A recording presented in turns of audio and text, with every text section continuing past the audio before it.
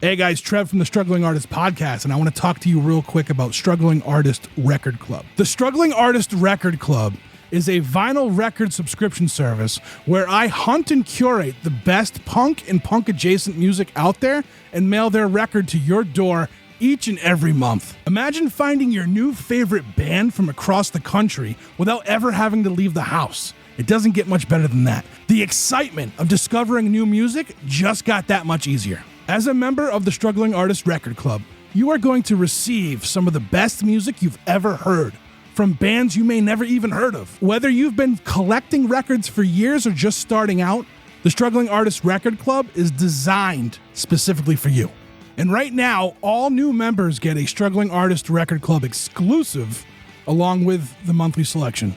So head to StrugglingArtistRecordClub.com, pick a membership, and start building that collection today.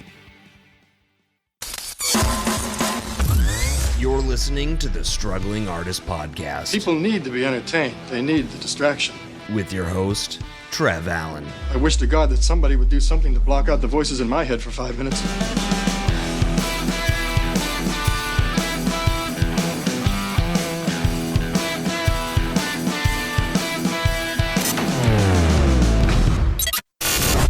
Hey everybody, last year I had Mike from On the Cinder on the podcast, and we talked about all sorts of things, but now the entire band is here and to talk about their new album, Heavy Handed, which drops on May 7th. Make sure you check it out. Stay tuned to the end of this episode to hear a brand new song off that album that has not been played anywhere else but here first. I like when that happens. This is episode 254 of the Struggling Artist Podcast, struggling with the return of On the Cinder. Here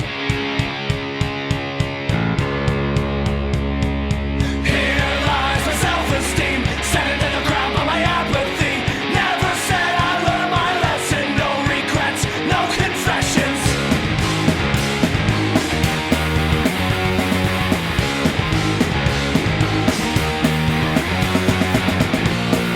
Truth be told, I never was one to care.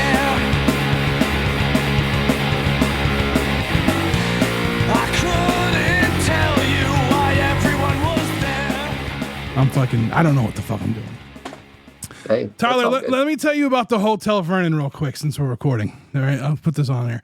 The Hotel Vernon is the last DIY venue in Worcester.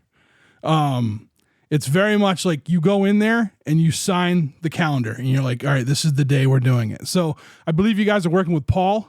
Is that his name, Paul? Yeah, Paul Basile. Yeah, so Paul is going to have like a sound guy. Like he has to get everything, sound, security, get everything situated. That's how that venue works.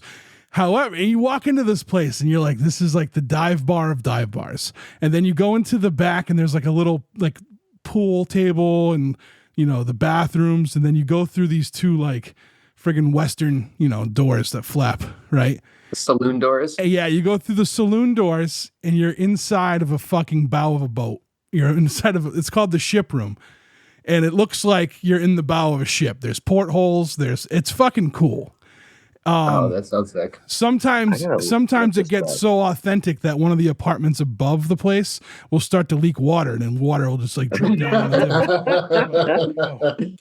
Wow. Yeah, so you are in for a delight. I love that place. Like I lived in Worcester for 5 years and never went there. And then I went there a couple years ago for the first time and I was pissed off at myself for never going there when I lived in the city.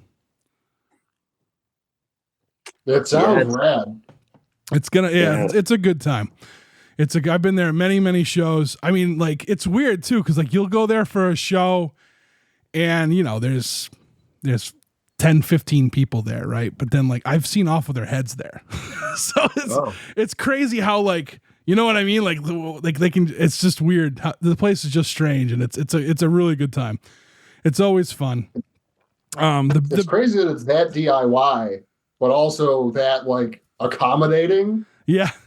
Yeah. Like we're super familiar with the DIY stuff. Like we ran house venues for a really long time. So we had like the Swellers play in our basement.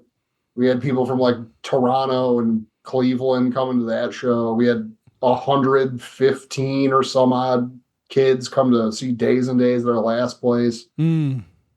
So like running that is a total shit show.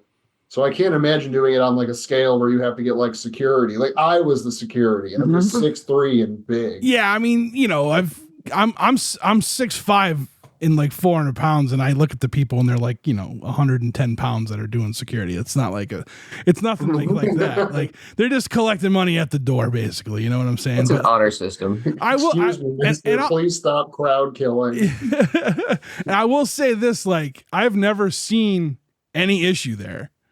And granted, I've only been there like, you know, over the last few years, but I've never seen like a problem in there, which is awesome. I think it's kind of like there's a mutual respect thing. And that part of Worcester has been gentrified due to the baseball stadium. So like it's the last thing standing from before. So I think there's like a bit of like because you'll see in the bar part, you'll see such diverse like crowds, you know, like you'll see like the old bar flies there. And then you'll see like, you know, like younger kids there. It's pretty cool. It's a unique place for sure. And again, I'm mad at myself for never going there until, you know, a few years ago. But it's a good time, and I'm pumped that I'm gonna be able to see you guys perform there. So, you know, super rad. Yeah, we're stoked. We're stoked on it. Yeah, for sure, man. I want to hear a story about the last time that I was at Ralph's Rock Diner. Yeah, let's do it. So when we played Ralph's, they had Jenny Ice, which is from Mike's hometown. It's disgusting. Oh, I know what it is. I'm familiar with the polar bear. Make you hurt. So we were just getting those all night. The show was fine, I guess. But at one point in time, I stepped outside to get some air with a couple other people. And we're just kind of chit-chatting. I snuck my beer out there. So we were hanging out. I mean, I already had like 6 or 7 of them. So, you know, I snuck my beer out there by accident, which means that I just forgot that I was holding it and I didn't care anymore. Yeah, that happens with Jenny Ice. You forget pretty quick. So one of the guys who was like running security for Ralph's comes out the side door. He's like, "Hey, you guys can't be smoking out here. Go to the front of the building or whatever." I was like, "Oh shit!" So I'm trying to like hide my beer and walk. And as I'm walking, I'm like, "Oh man, I'm gonna throw up," but I don't want that guy to see me because I want to go back in the bar. So I just casually threw up without breaking stride on the side of Ralph's. That's awesome. It's so fitting. Yeah, I think so. Ralph's a cool place too. It's another unique kind of venue, you know, that's over there. And again, like, you know, the big talk has been like, you know, all these rock venues are dying out, but some of them stick around, and those are the good ones. You know, those are the ones that stick around. Yeah. But well, that might be your mutual respect right there for security. Is that some of us realize how precious some of these DIY spaces are. Yeah, for sure. You know, it's funny you brought up Genesee. That was on a topic I wanted to bring up in this whole thing because I feel like Mike and I didn't really get into it too much last time. So I used to be quite the party animal, you know, big drinker and stuff. And we used to fuck with all the Jennies. I think Genesee is the worst tasting beer I've ever had, though. Like Jenny and Jenny Light are the absolute worst beers I've ever had. And I've had a lot of shit beers. I'm almost 43 years old. I've been drinking since I was like 15. You know what I mean? So like, I've had some quality, like Schlitz. I mean, fucking Schaefer. Like this thing takes the cake, right? Sorry, wow. Sorry, Mike. All right, so this is why you had a son, I guess. Jeez. I mean, I've fucked with your hometown pride, and it's the word. What about the cream ale? The Jenny cream ale? No love for that? I prefer, if I had to pick, I guess I would go Jenny Red, Jenny cream ale, and then Jenny Ice, and then the other two I can't. Yeah, I mean that's anything when you get to if it has light or ice after it, you're in bad shape. Yeah. You're already at least 10 deep. Yeah. So so this is why I was like saying, like, I used to be quite the party animal. I went to a NASCAR race in Dover, Delaware when I was 21 years old. And I went there because I heard like these hillbillies party like no one else. And I was like, I'm gonna, hold my own in this thing. And let me tell you what, these hillbillies do party. Like they're the heart. I've been to New Orleans for St. Patrick's Day. I've been to, Boston for St. Patrick's Day. I've been all over this place, all over this I've been to Nashville. Like no one parties harder than NASCAR hillbillies. And we were stumbling around like the campgrounds and shit, and there was parties everywhere, and these guys were having a funneling contest, and I'm like, well, I'm pretty good at that, let me try this. So I go to funnel, and like I'm hammered already, and I don't beat the record, and I'm pissed off. And I was like, well, you can fit like 4 beers in that thing. I'll do a 4-beer funnel right now faster than the one I just did. And they were like, no, it's one shot deal. I'm like, I'll drink whatever you got. I'll drink Jenny Light if you got it. And this guy had it. He's like, what? And he was like, So they gave me 2 Jenny Lights, like a Twisted Tea, and like a Bud Light all in one funnel. Ooh. And I took this thing down like a champ, and I was like, there. And then the next guy went to do the same thing, and he threw up in it. So they had to end the contest, so I won. Yeah. I can see why that might be the case. So if it wasn't for me knowing about Genesee, I wouldn't have been able to redeem myself in the beer funneling contest. See, you only have good stories about Genesee then. Like that's the only non-incriminating story I have about Genesee. So yeah, that the Twisted Tea in the middle of that mix would really churn things up, I would think. But maybe it'd be easier to chug. I didn't like that. That made me shiver. Yeah, it was not. I mean, this was like half my life ago, and I still kind of remember it. It wasn't good. You're a stronger man than I, that's for sure. It wasn't good. So. Your proudest moment. No, definitely. It was probably one of my drunkest moments, to be honest with you. There was a whole thing that ensued. My cousin tried to get me back into like the truck, and he threw me in the bed of the truck, and he had like fucking Mardi Gras beads on, and I reached through the window and I was choking him, and then he slammed on the fucking brakes. I went over the hood of the fucking car. It was a nightmare. It was an absolute nightmare. And like I said, then when they got me back to the campsite, I just took off. And I blacked out, and I only remember bits and pieces to this day. So, jeez. Oh, glad you're alive. Yeah, me too. I don't like a good campsite blackout though. I've gotten to some sticky situations over the years from drinking excessively, so I don't do that as much anymore. Who won the race? I don't know. I lasted 2 laps and had to go back because I was so fucking hungover. I don't care anyways. Yeah, that's the best part of the story though, is I lasted 2 laps and had to go back. So anyway, on the Cinder, welcome to the show. Mike, this is your return. For Jason and Tyler, welcome. I'm glad to have you guys all on here, and we've been doing a lot of these full band interviews, and they've been going pretty well. So no pressure, right? Well, hey, we're pretty easy bunch to interview. I mean, as long as you like talking about either The Simpsons or wrestling, you're in real good hands. I haven't watched either in like 20 years, but I could probably hold my own just through watching Instagram reels and shit like that, Well, we'll find some common ground. Don't you worry. Our common ground is music today, I guess. Right? I guess it'll have to be. I heard the default to music. Yeah. The rumor is you guys have an album coming out, your 4th album. That's what they say, Mike. Yeah. May 7th, we have a new album out on Flower House Records, our very own record label, for which we are the 3 co-owners and CEOs. Split evenly.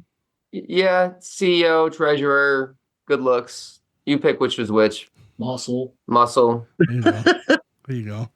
Now, you 2 are in Buffalo? Tyler. Right, and then Mike, you're in Rochester, right? Yes. Yeah. That's why I sound like this and Tyler sounds like that.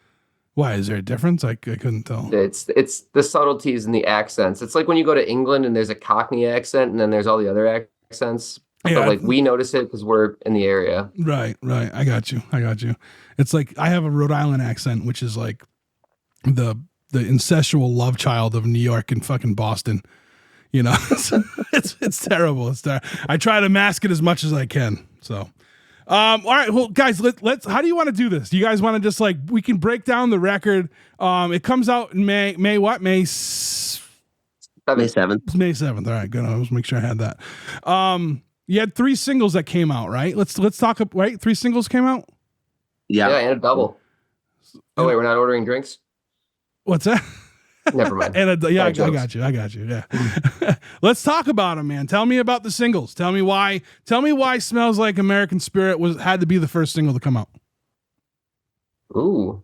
Why did it have to be? I guess it didn't have to be, but it was the one that we thought was a good front runner. Mike, do you have any motivation as to why this had to be the first one? I guess if you think of one of the themes as like home being like something that is like, reflected upon throughout the whole album, like this was like kind of an invitation into like a house show, which was like something we really cut our teeth on early on. And even still, we'll do house shows and we'll help organize them. And the whole song is kind of a description of a house show and inviting people down to the basement and just breaking out into a show, really. And it kind of breaks into the record that way too. Like the opening chant is what you used to yell whoever was doing the door for people to come in, like after they have their cigarette or their smoke whatever, have their drink outside and come into the basement because the show's going to happen now. The next band's on. So you just put that in the song. Nice. Well, tell me a little bit, like what do you guys like? How do you guys feel about like the writing of this one versus the writing of other albums? Like, was there anything? Is it just business as usual? Is this one hit you guys a little bit differently?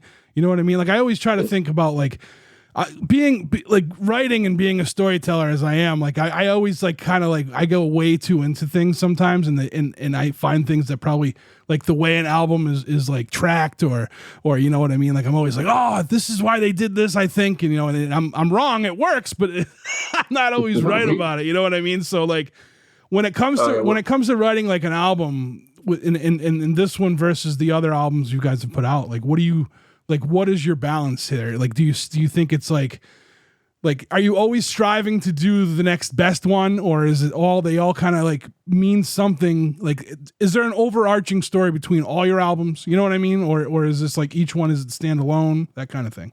That's a good one, because this particular album came together a little in like kind of a crazy fashion. Some songs were written a long time ago, some were a lot more recent, but we're always really meticulous about how like things like album order and what the songs mean and whether there's a cohesive story to be told throughout. Mm-hmm.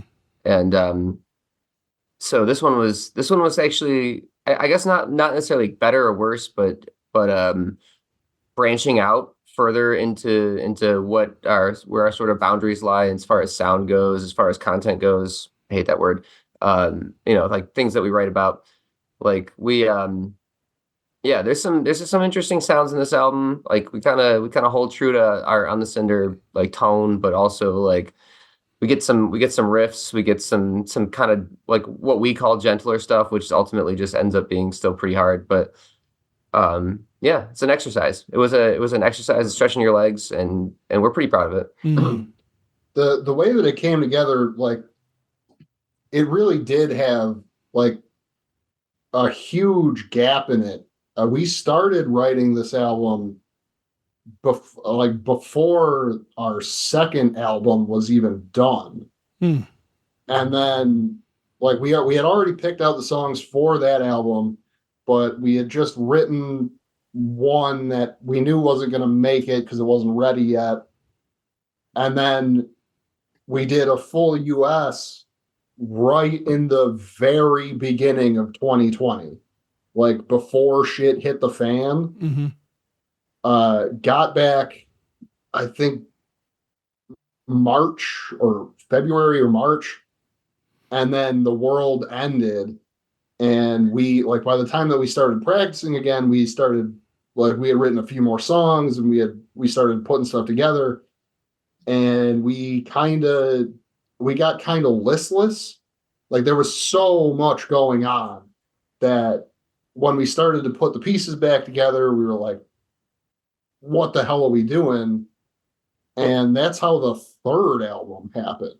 Was the third album is a full one-piece concept album that we wrote as basically like a breath mint to kind of clear our heads before we wrote the end of this album. And so that album in itself is, if you can figure out the concept of that, I'll give you $100. But it does exist. And then we finally put together everything for this album, and it really has had like the way that it's moved over time has been really interesting, and we really did kind of push the boundaries of trying to do like some of the hardest stuff that we've done, trying to perfect the versions of things that we kind of already have done, and also trying to do some of the softest stuff we've ever done. Mm-hmm. Yeah, I this band has been the same three guys throughout, and as our lives have changed, that kind of influences the stories that we tell in our albums. And with there being this kind of gap in time from when we started it to when we finished it, like we all grew up a lot in that time, and so much of our band experience has just been growing up, being three guys throwing shows, playing shows, traveling, writing music. And it's a pretty neat like capsule of time, like from where some stories tell youthful, energetic, like exciting things, and towards the middle there's a lot of strife and a lot of reflection about growing pains, and then by the end it's kind of like you've sort of realized yourself as like just a person, someone that's been through a lot of shit. And it's there is a pretty big like growing arc in all the songs, but it's also just us being friends for so long and knowing what everyone's expectations are and how we challenge each other. Like that's a huge influence on the songs. And we also just write every song differently. I feel like there's always some new way we'd try it. Now, is the way you guys ordered the album? Because I don't know. The link you gave me, is that the track order? Like, is that how the album is going to be laid out, or is it? Yeah. Okay. You leaking the album? What's Yeah, that? Trev's cool. Yeah, I've had it for a minute. Yeah. Now is this like how, like, are we seeing the progression in this track listing? So are there earlier songs in this album, like we'll say the first side of this record, like is this like the older songs and then you go into the other ones, or is it kind of like once you had them all, like you can kind of move things around and be like, this makes this what makes this, you know what I mean? Makes it a cohesive thing. The second one I would say more so, because I think there's some like some overarching themes, but like I know the last track on the record is actually one of the first ones we wrote. I would say it's like, that's my favorite like song, by the way. Really? Yeah, that's my favorite song on the record. Yeah. Oh, okay. Yeah, log that away. The guitar in that is killer. Okay. All right. It hooked. Cool. I don't know. It just hooked me right away. The whole album hooked me, but like that one, like when I was listening through it, before and like today I revisited it because we were supposed to do this like last week, and I got messed up with some dates and stuff. But anyway, I went back and I listened to it today a bunch of times, and like that every time that song hits, I'm just like, it gets me. Well, shit. All right, well, okay, that's the next one that we're gonna throw on the set list then. So we'll call that a day. Thanks for that. Which song is that? Sorry, I think it's Riddell. Riddell. Oh, okay. Yeah. That's funny because that is we wrote that song in 2019. Oh yeah. Yeah. I don't know. There's something about the guitar in that one that just like I'm just like sucked into it.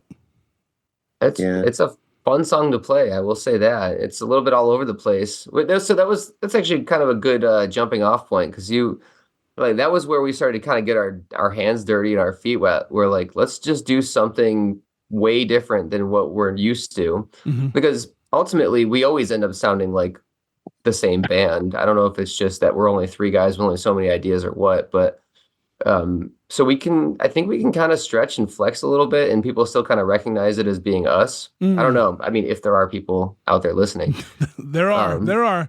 I don't know if you listened to the episode I did with Mike, but we both kind of fanned out over each other for a few minutes in the beginning there. Well, now I'm definitely not going to listen to it.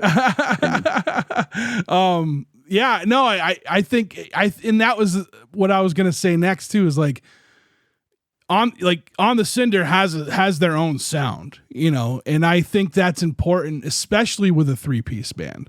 I think there's many 3-piece bands out there that just kind of sound like almost formulaic. You know what I mean? Like a general formulaic, not like your formula, And I think there's very few that just kind of, they have their own sound and you can tell them apart. I actually think I had texted Mike this probably right after the first single came out. I had Spotify on for some reason, and like at the end of whatever I was listening to, it started playing songs, and it played Smells Like American Spirit, and I'm like, this sounds like On the Cinder, and I hadn't heard the single yet. Like, so I was like, and I looked at it, I'm like, holy shit, it's them. So like I heard, like, you know what I'm saying? So I hadn't even heard the song yet, and I knew it was you guys. Like, you know what I'm saying? Like I think that's a huge thing, especially in today's world of Spotify, where everyone's just like listening to playlists, right? It's good that you can stand out on something like that. I think that's actually one of the hardest things to sort of like figure out the line for, is like, you want to be unique and identifiable. And I'm really glad that you think that. Yeah. But it is very easy to fall into the trap of like hearing a super clean, super polished, like band that is still good, but you could be like, oh damn, this sounds good because I've definitely like heard it before. And I like the idea that we could be something a little bit different than that. Like something that stands out than another 90s skate punk band that is using the like all of the like blasting room tones and stuff to just be like, here we are. It could be Propaganda. It could be the Human Project. No one really knows. Yeah. I totally agree. I think so many things in like punk rock and melodic hardcore, like a lot of the tones are ripped off from people's like favorite bands. Like Propaganda is a good example. A lot of bands kind of go into that vein of like No Trigger, and that, that sort of mid 2000s tones with the guitars.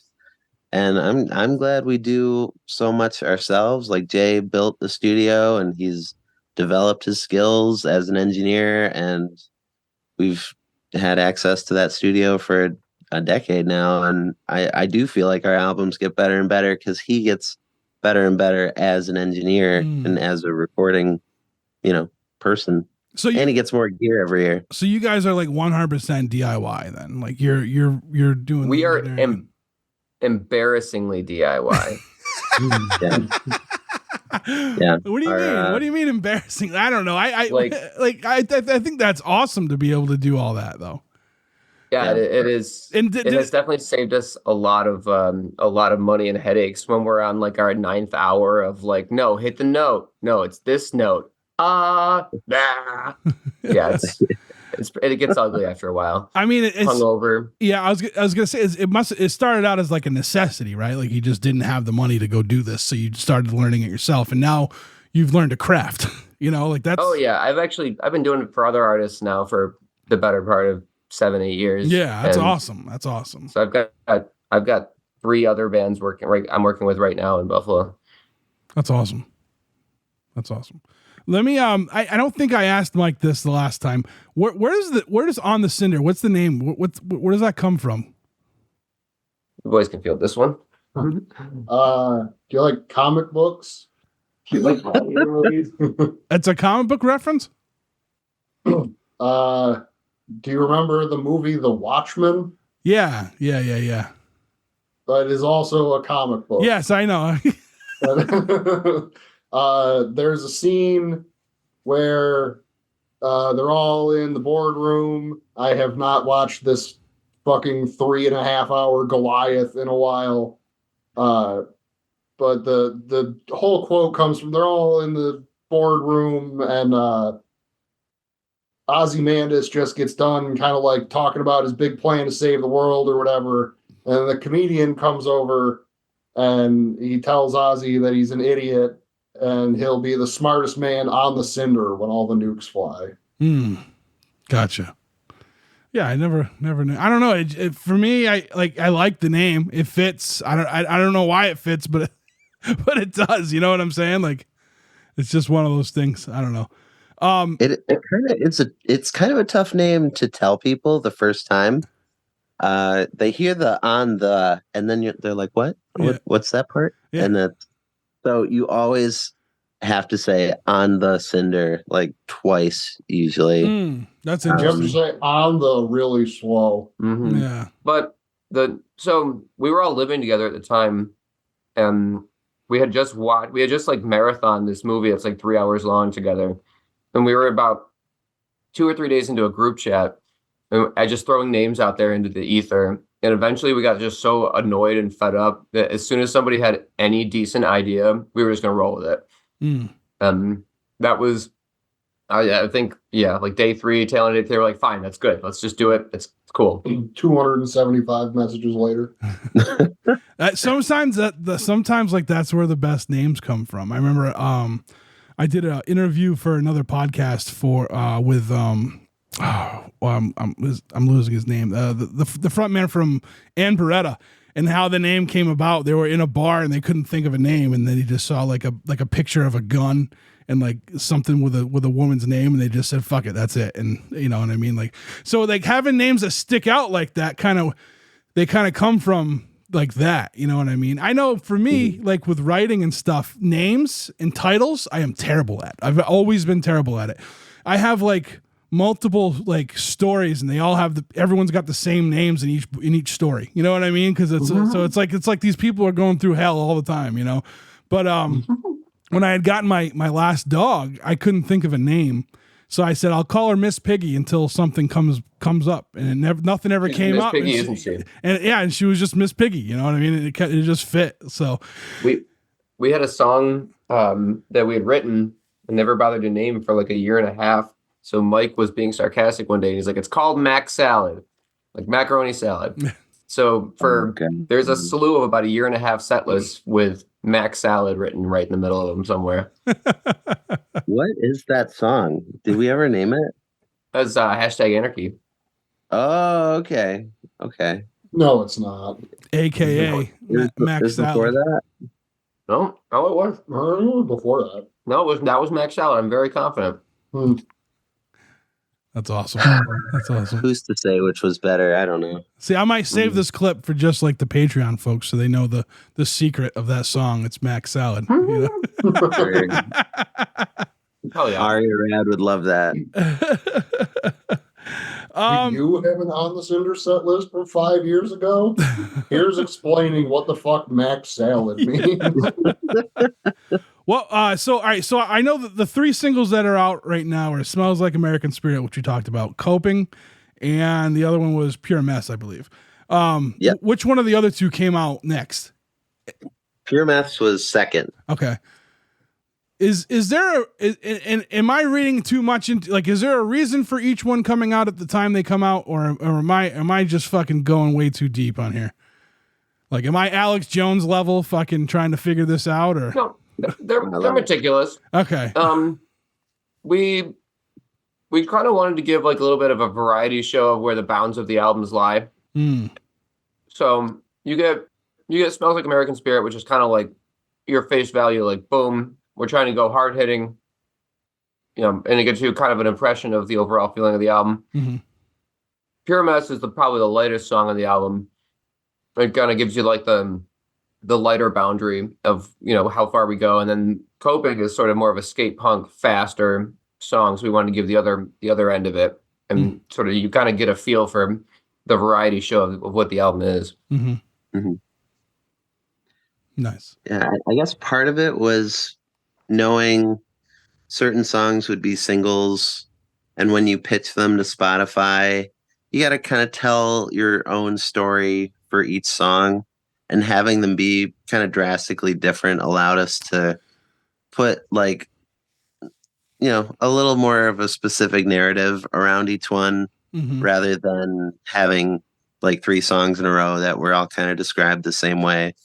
And yeah, Spotify is a pain in the ass to use, and it's only going to get worse, but I've learned a lot about it, and it's helped get the songs out there for not a lot of money, which is nice. Yeah. Like, we see a lot of just ways that you can push your Spotify numbers by like paying for certain ads or paying to be on Spotify playlists, but we've done everything organically with the streaming so far, and the reception has been really awesome. It's gotten on, like, the songs have each gotten on cool playlists on their own.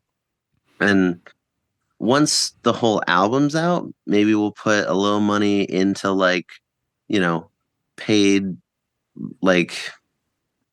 posts, I guess, but like not having to do that right away is like allowing us to save money and do nicer things with pre-order packages for the vinyl. And we're also playing a slew of shows that, we're making money at, and they're paying for themselves, which is really nice. Yeah, it's awesome. So yeah, we're DIY as hell. Yeah, like our mom brought us into the world, but we've been doing it ourselves ever since, really. Mom's brought us into the world, but Mike's dad technically owns the record label. So yeah. I had someone on, well, actually their episode will come out after it'll come out before this one. So I guess, yeah, I had Scotty Saints on. I don't know if you know Scotty Saints and the True Believers, but from Maine. Yeah. So like he's one that he understand, like he went to school for like music management and shit like that. So now, I mean, everything's changed cause he's my age, right? So everything's changed since then, but like he's learning this whole algorithm thing with Spotify and kind of like what you were saying about like how you got to like kind of stagger the sound in each song, like the ones you put out there for singles. And I've noticed like he's been getting a lot of new numbers now too, because of that. And like, it's a game you got to play. We all have to play it. Unfortunately, I'll never, like, people get mad that people use Spotify. Like, get mad at Spotify. Don't get mad at the person who has to pay $10 a month because they have no other way. You know what I mean? Like, I'm not going to, like, when I was 18, 19, 20 years old, into my 20s, like, I fucking stole the shit out of music. Like, I used all the, that doesn't mean I didn't buy the albums down the road once I could, which I did.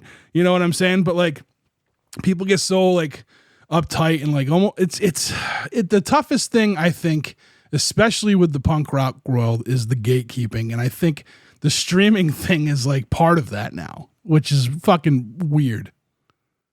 it is really, like, isn't it sort of like hilariously paradoxical to be like, what the fuck, man? You're not supporting the bands by actively buying their stuff, while also in the same vein being like, hey man, can I borrow a couple bucks so that I can go get a 6-pack to go to this house show? Yeah. like we're fucking broke, especially like the kids.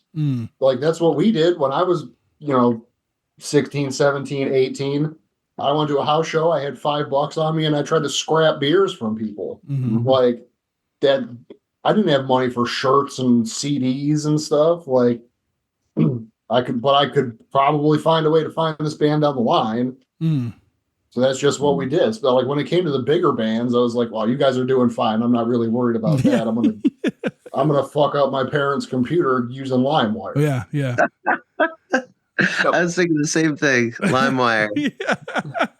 It's just one of those things. Like, we'll get back, with like Spotify. Like, it's a necessary evil. Like, every band that every band that's on that level, like on their DIY level, like if they're not using Spotify for, like, yeah, all right, kudos to you for having like morals and whatever, but like you're really hurting your band. Like, you know, I knew someone that was like that. They would not put their stuff on Spotify, and I'm just like, no one's gonna hear you unless you do it, and you have good stuff. You got to put it out there. Like it's a catch-22. It sucks, but I mean, if you look back into like when there was money in music, like it was, you still had to deal with these record labels and like radio stations and shit like that. It's the same thing, just reversed. It's like it's different. You know what I mean? So different type of evil. Yeah, you know, but it's just like you just got to deal with it.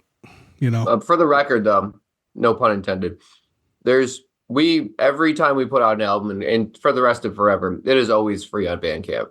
We've never charged a cent. If for some god awful reason you want to keep a actual hard, semi real copies of our music, you can always download it. You're hurting my feelings right now. I got two of them. I think I have this. I think Mike sent me the CD too.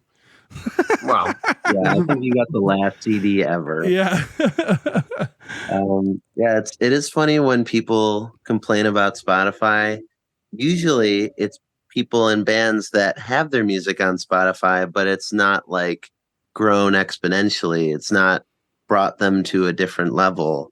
But like you were saying about radio, you know, in the 90s, like talking about punk rock here, the 90s, there was this boom of punk rock being played on the radio, but it was really like 10 to 20 bands for a whole decade. Yeah. Like little bands were not on the fucking radio. So people, like, you have to think about, like, Spotify allows you to have this, like, your whole catalog can be up online, accessible to anyone that wants it at any time. Whereas in the past, you know, way past radio time, like, your shit was never getting played on the radio unless it was like the Sunday night 11 p.m. local show. And yeah, so people like to complain about Spotify because it doesn't pay, which is fucking true, but like, you're not really forced to use it. It is like a monopoly. It's so accessible, but like, you know, I see a lot of people complain about it when they're still using it. Yeah. I mean, I don't prefer it. Because I like whole albums, and like, I don't know how to, and I'm old and I don't know how to use technology. So I don't know how to set up my Spotify to play like a whole album and just stop. It just goes into something else. And like, usually I'm just like, this doesn't sound like this band, and it's not, you know what I mean? So I am a big time Bandcamp app user because of the whole album thing. Like, you know what I'm saying? But we live in a singles, like everything is singles right now. Everything is single serving, you know, instant gratification. They want what they want, and they want it now, you know, and that's just, you know, and that's cool. Like, cause there's bands out there, like much like your band, that you can make a song be a single and it can still be part of something bigger, you know? And I talk about that a lot with bands, like, especially cause like, and sometimes it might sound redundant when I'm talking to other bands about it, but like, let's face it.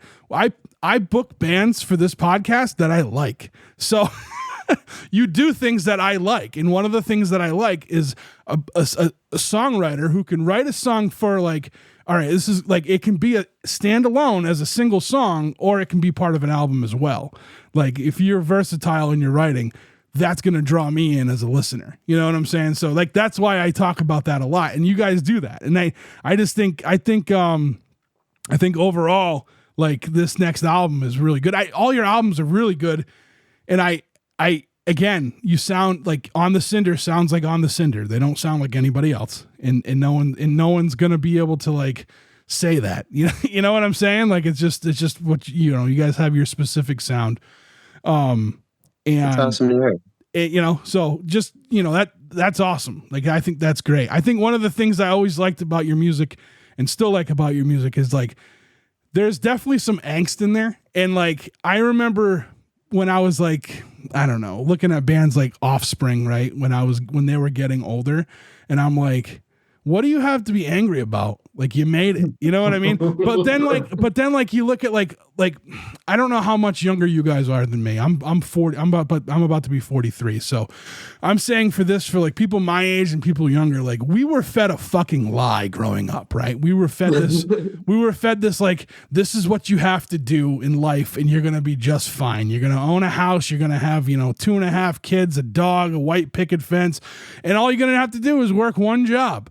That's a fucking bullshit lie. You know what I'm saying? And and everything that's happened in this country and in this world since then has been so fucking like overbearing, overwhelming, like fucking terrible. Like the angst, when I hear bands still have that angst, at this point, it's like, yeah, I get it. You know what I'm saying? It's like, it's a little bit different from before, So like you guys still have that too. And I, it's like, I mean, I fucking, like when I listen to your stuff. So well, it's fun. It's like, it's almost like an art form being angry about new things every time. Like, and we're not always actually, it's weird. Cause like our songs are so serious, but like, it's like most of the things that we say and do around any given person or even on stage, they're pretty loose and silly. Very serious band. Very goofy people. That's how you get it out, right? Like it's probably one of the best ways to get it out is doing this shit. You know what I mean? Like I tell everyone, I've built my fucking life around my anger. Like my anger is why I'm such a good worker. Like my work ethic comes from being angry. I'm angry at fucking everything. I'm angry at the existence of baby carrots because I feel like they take too long to fucking chew. Like that's just me. But like when people meet me, I'm not like, you know what I mean? Like I'm fucking nice. I use my manners. I like to have fun. I you know what I mean? Like being you're like my favorite type of person. Yeah, no, I'm right there with you. Yeah. I get pissed off at pretty much everything, but I do it in these like small healthy doses, and like yeah. I don't know if it's healthy. I don't know if they're healthy doses that I get, but like I haven't had a heart attack or high blood pressure, so I guess that's a plus, right? So far. But like what's like I tell people because like and this show really dives into mental health a lot, and I do solo episodes where we talk about mental health and stuff like that, and like sometimes people who I've met out in like the real world who end up listening or have listened, like they think like that's my identity. Like no, that's just a little part of me. That's me getting it out. Like there's much more to this than just being angry and being fucking mentally unstable.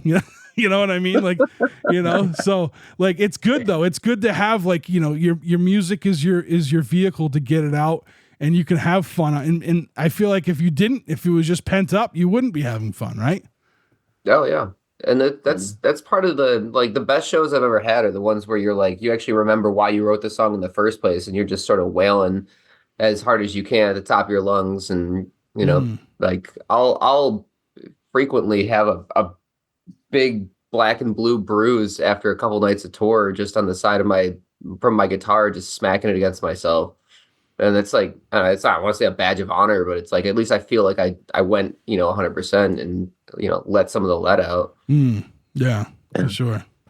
I think all three of us have this shared like sardonic anger inside of us. So we all express in different ways. It was definitely influenced by punk rock, especially bands like Bad Religion that, you're never going to know everything. And it makes you really pissed off when someone claims they know more than you or they know better than you. That I feel like that is something that all three of us carry around.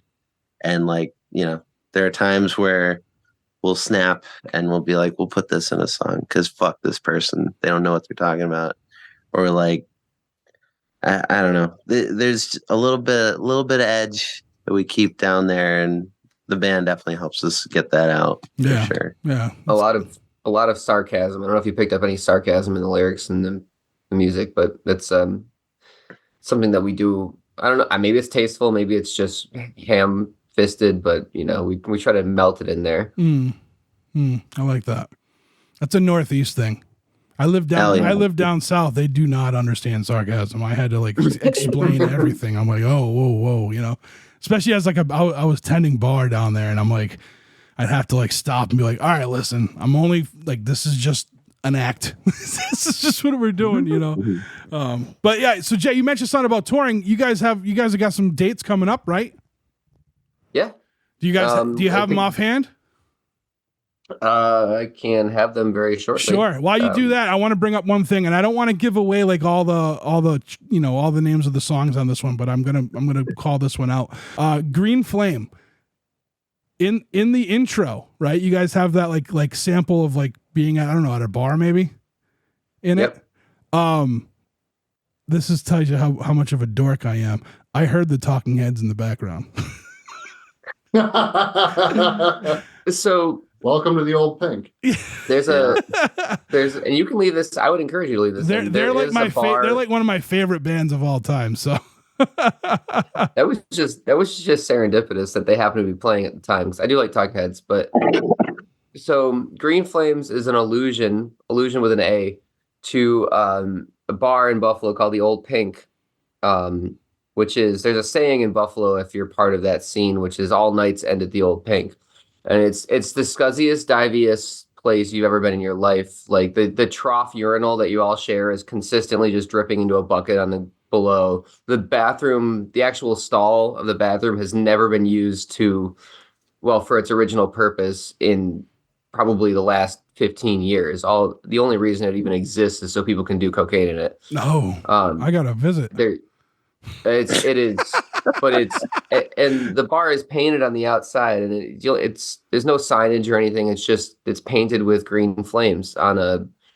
don't even know what color the bar is. I'm a little colorblind, but purple. Mm-hmm. So, yeah, and the song itself tells a little bit of a story about a friend who passed on. But yeah, the sound clip we felt was only relevant. I think after some event some night, we went in there and I just grabbed my phone out of my pocket and recorded 30 seconds of what was going on at the bar. Nice. And I managed to capture, which I think it's like a little bit of a point in history, which is she cracks 3 PBRs for us and she asked for $9 if you listen closely. And I don't even think today, even the small amount of time has passed since I actually took that recording, I don't think you can get 3 PBRs for $9 anywhere. Yeah. No. I'm gonna go back to something in the beginning of this episode though. At the Hotel Vernon, you can get 3 Narragansett lagers for $6. Just so you know. Oh. Just so you know. Yeah. All right. $2. They used to be they used to be dollars for a pint, and they had inflation, man. It caught up to them. Gentrification. Where do you put Narragansett on your list of shit beers? On my list of shit beers, it's from like I guess so Genesee being the bottom. So I guess my question would be like, would your top shit beer be the best of the beers or the worst of the beers? I gotta still start with that. Yeah, like the best. So like we've already established Genesee is the shittiest of the shit beers, but what is the best of the mass produced watered down beer? Jenny's in the middle. Jenny's the middle. I don't know. I guess I like Narragansett. It's up there, you know? Okay. It's up there. I mean, I like Narragansett. I'll tell you this, like if I went to a bar and they had Genesee and they had Natty Light, I'm going to pick Genesee over Natty Light. Oh yeah. Sure. Yeah. So yeah, every day. I might just drink whatever comes out of the bar, like faucet, before I drink Natty Light. That's whatever comes off the bar mats. So yeah. I made when I was in Tennessee, my distributor had Narragansett, so I was like, I need this beer here, and I made it like our house beer. And I would argue with these guys that came in over which one was better, that or Natty Light, and one of them got like all like crazy and like Googled it, and Narragansett beat it every fucking time. So yeah, so Narragansett's pretty good. I can do a Gansett for sure. I get sick of them after a while. I'm drinking them today, but I do get sick of them. I get like you have too many Narragansetts, you tend to do a little crazy shit. So we bullied their social media team into sponsoring our yearly golf tournament. That's awesome. That's awesome. I asked my distributor for the coasters that have the Rebus puzzles on them, you know? Have you ever seen the coasters? Yeah. And like my distributor couldn't get them. So I actually like reached out to the company and I said, hey, I run this bar in fucking Lawrenceburg, Tennessee. I made Narragansett our house beer, like, and my distributor can't get coasters. And he sent me a fucking case of them. I had like, so many of them. And my distributor was pissed off that he couldn't get them, but I could. So I said, it's a New England thing, buddy, you know? So, all right, so back to the tour dates. Sorry, I sidebar a lot. That's how this podcast goes. Yeah, what do you have coming up for touring? I'm going off of the calendar that is crafted in our shared calendar. Looks like we've got Manchester, New Hampshire, Thursday, April 25th, at Shaskeen. Am I screwing that up? Yeah. The Chassin or Shaq. I don't know. Yeah. Who's on, is the Graniteers on the bill with you? Yeah. It appears I that they love are. those guys. I love those guys to death. Yeah. We have a big old blank on the 26th, which is slightly. Mike, can you maybe fill that in? It's at a place called The Safe in Lowell. KCUF. KCUF. Yeah. A couple other bands. Our friend London from the Martians Oh my booking that gosh. show. He's been in other bands, much better bands since then. But The Martians were a very special and great band in my heart. I love all those guys. I love it when Tyler spits beer in my face and almost chokes on his sandwich on stage. Oh, that's the best. we played what's Jamaica Plains? What's the Midway. The Midway. Yeah. We played with the Martians, and the one dude who was singing, he went next door to get a sub, and I guess they were kind of late getting it out to him, or maybe he just was poorly planned in the ordering process, but he ran up on stage with his whole sub in hand, and he must have been starving because he just took like 4 or 5 bites immediately out of this sub, and he's still kind of choking it down, no water, and he starts playing the guitar, and then sure enough, his vocal part comes up, and it's like lettuce and meat spraying. There were no words. I thought we were going to watch him die. It was grotesque. It's an but it was immersive pretty awesome, experience. so. Yeah. That's awesome. But all those Martian guys have gone on to do other bands, and I hope we get a reunion someday. But I think they all hate each other, so we'll see what happens. Yeah.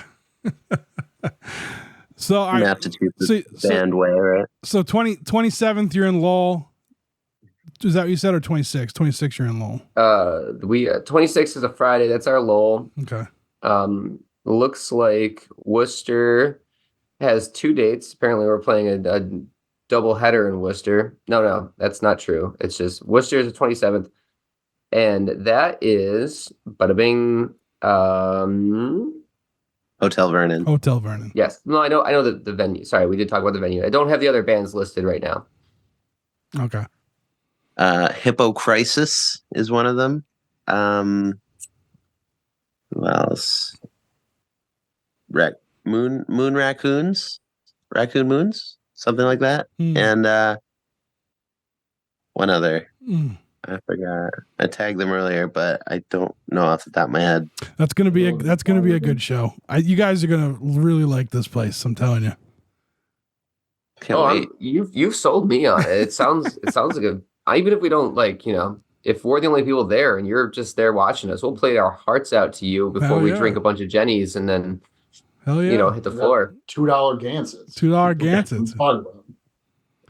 So and then Sunday we're playing the music fests here in Queens, New York. Our buddies at Jukebox Romantics are on it. Keep Flying just got added to it. Yeah.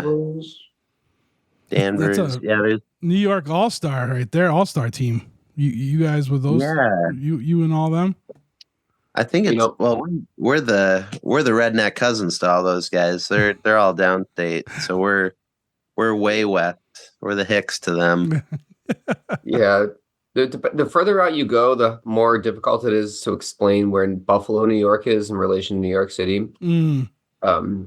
And once you get to like Chicago, a little bit further than that, all of a sudden they just assume that we're like, well, yeah, you're from New York. Like we're actually more like Canadians, eh?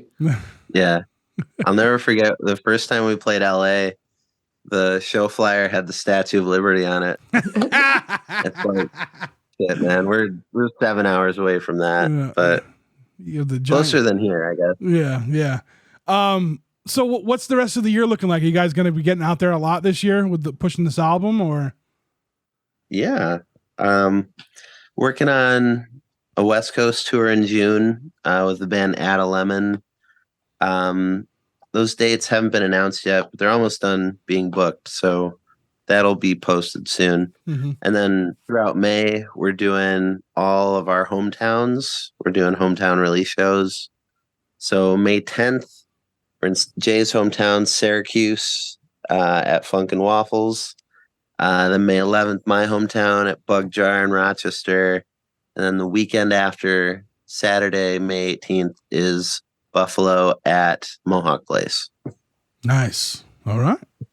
Where can people find On the Cinder? Where can they pick up your album? Website? Is it just Bandcamp? Go to a show? Bandcamp's a good place to start. On the cinder.bandcamp.com. Honestly, part of the best part, or the best thing about having a weird band name, is you can just freaking Google On the Cinder. Honestly, I would recommend any band pick a name that doesn't make any sense at all and is stupid, because that'll come up on Google real quick. But yeah, definitely Bandcamp. That's where we sell most of our merch out of. You can honestly hit us up on most social medias, and we'll probably answer. We might even give you a discount if you're really that ambitious. Nice. All right. What was it? Oh, for anyone in Canada, we've got a distro there from SteadyRiotRecords.com, so we don't have to pay American to Canadian shipping costs. Mm-hmm. So that's SteadyRiotRecords.com, because when you ship something from the States to Canada, the U.S. Postal Service, they get it there, they get it to the border, and then they don't know what happens. You can't track a package. I don't know if it's because it's the post office. Maybe like Brown or whatever can do it better. But yeah, it's nice to have some Canadian help, because we're right fucking there. Yeah. And we go over there all the time. Oh, do you? That's awesome. Okay, cool. Well, gentlemen, this was awesome. Thanks for coming on and talking with me, talking about the new album, which we never even said the name. It's called Heavy Handed, right? That's the name of the record. Yes. Which, when this comes out, should be out. I think I have that. I think I have this slated for it to pop then. Yeah. All the luck to you guys this year with touring, and congrats on putting out another banger of a record. Thank you. Awesome, man. Thank you. Thanks for all the kind words. We'll see you in a couple weeks. All right, and that's the show. I want to thank On the Cinder again for being today's guest on the Struggling Artist Podcast. In the show notes, you will find links to all things On the Cinder. Pick up their new album, Heavy Handed. It's an absolute banger, just like their other ones. Thank you to Chris Chavez for producing the podcast. Thank you to State Line Records for being sponsors of the podcast. And thank you to Loser's Circle for allowing us to use their song, Great Illusion of Time, off of their album, Took Long Enough. You can always find that record through our link tree. Thank you to everyone supporting us over on Patreon. If you want to become a patron, head to patreon.com/podcasttsa. The fees are inexpensive, and all contributions help for the podcast to grow. Thank you to everyone who listens to this podcast. I thank you each and every week, and I will never stop thanking you for that. When people tell me they listen, I thank them in person or via message or whatever. Deeply appreciated. It really is. We are moving forward with a lot of things going on this year, and I cannot wait to make more announcements as we get sooner, or as we get closer to what's going on. It is time to get out of here with a song, and On the Cinder was cool enough to not only let us play a song off the new record, but I think this drops the week the album comes out. So we are going to be an exclusive, a debut of the song Rodell off of their album Heavy Handed. Until next week. Jesus, I got to get out of here. Until next week, take care of yourselves. We'll talk to you then. It's ominous to walk these floors, depicted in the background. The article commemorating the last man on these steps. Fast forward the same structure.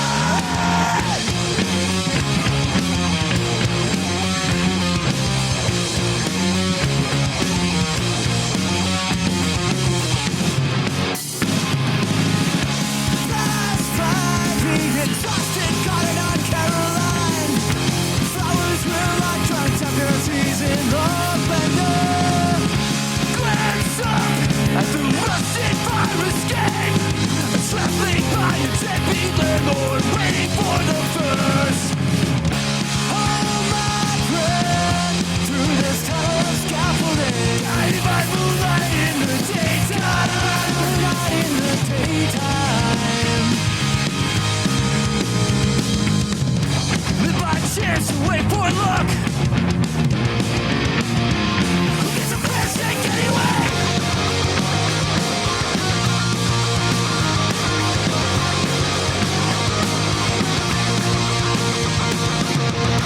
John always said, losing builds character. If that's true, then just call me Charles Foster Kane. Begging for my rosebud. Begging for my rosebud. Begging for my rosebud. Begging for my rosebud.